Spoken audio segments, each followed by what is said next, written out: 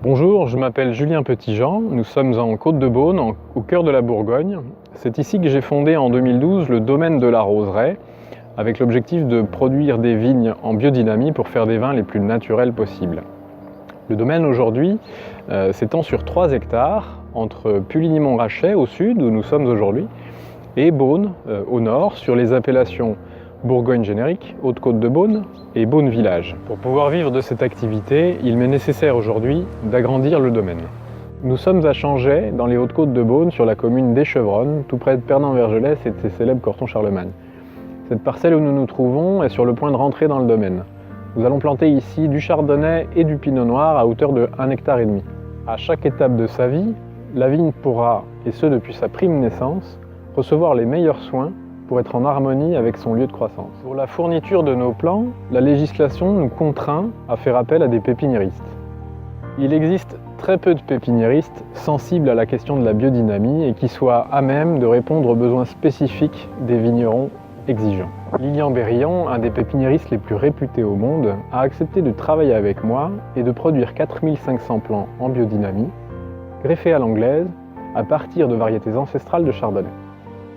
La biodynamie est une approche culturelle et culturelle qui remet le vivant au centre des préoccupations. Les rapports humains y tiennent une place primordiale. Le financement participatif rentre naturellement dans ce cadre.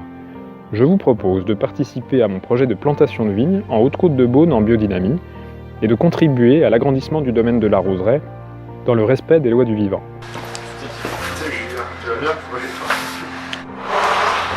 S'ouvrir au vin biodynamique, nature, tel qu'on peut les entendre de manière générale, c'est accepter d'être des fois un petit peu perturbé, un petit peu guidé, charmé par des vins. Moi, en tant que vinificateur, ce qui m'intéresse aussi, c'est d'avoir une expression directe entre une parcelle, le climat, on va dire en Bourgogne, l'endroit où ça naît, et puis l'expression de l'humain ensuite sur chaque table.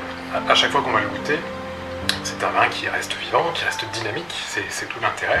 Mais malgré tout, il y a un filigrane, c'est cette expression du terroir, cette identité, une forme d'ADN, et ça, c'est réellement un marqueur, et puis une expression pure.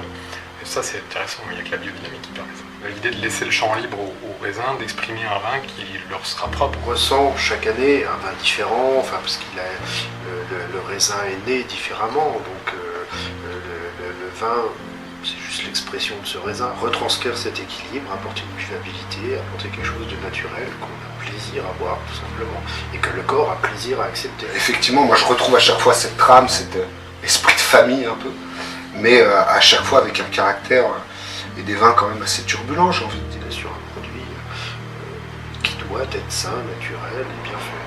Et c'est à nous d'expliquer, de traduire, d'inciter les gens à comprendre ça.